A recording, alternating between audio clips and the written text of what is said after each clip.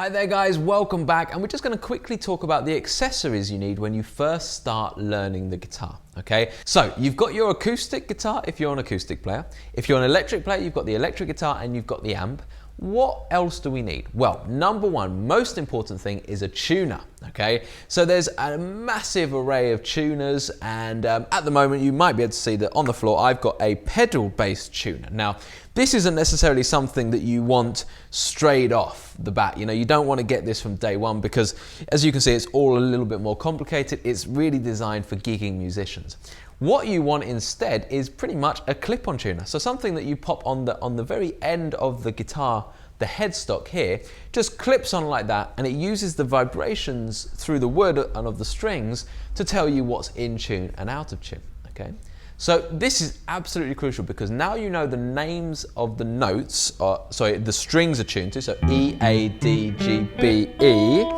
It means that when you play, for example, the E string, and you've got this clip-on tuner at the end here, it's going to say, oh, we're a little out of tune, we're a little flat, so we're a little that way, or we're a little sharp that way, and then you just adjust the kind of tuning peg here. Now, if you're really unsure about how to tune, like generally how all the mechanics of that works, then we do have a little course on that in the gear section of the site. So go over there and Chris will walk you through that.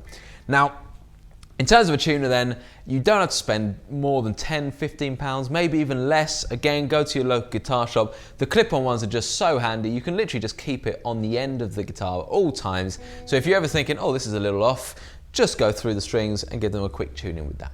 So that's number one. Nothing you play will sound good if you're out of tune. And if you're out of tune and you're going, oh, what's, you know, you're going to blame yourself as a beginner. You're going to be like, oh, I must be playing this chord wrong.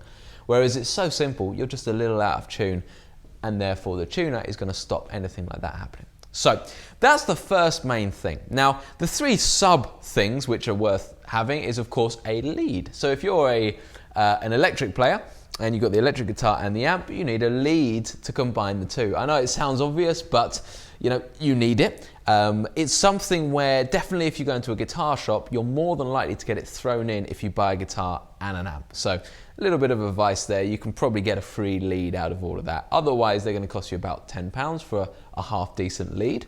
Okay, so that's gonna really, really help. You're also gonna need the guitar strap, remember? So that, you know, when you're sitting here with the guitar, obviously I'm looking comfortable with it because I've done it for years, but for a beginner, they want the strap around them so that they're sitting comfortably with the guitar.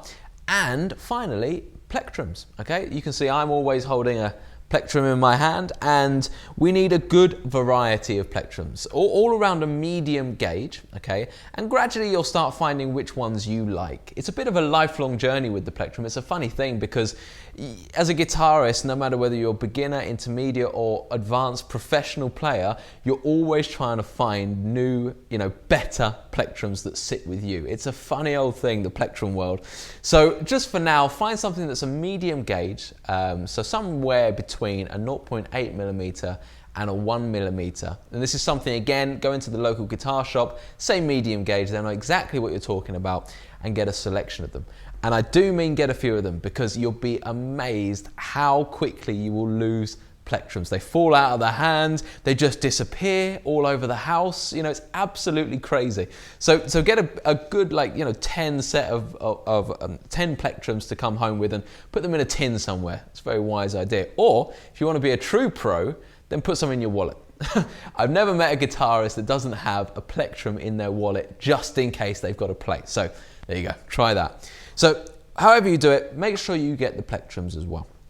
So with those things, so with the tuner, the lead, the strap, and the plectrums, there's not really anything more pressing you need. A metronome is handy, but we've got one on the site, and we always supply you with the drum beats and the audio files, so that's not crucial at this stage. So hopefully, guys, with all of that stuff, and hopefully you're sitting there now with a nice bit of equipment ready to go, you're in the best possible position to start. So move on to one of the beginners courses. Remember, we can do acoustic or electric, and get started.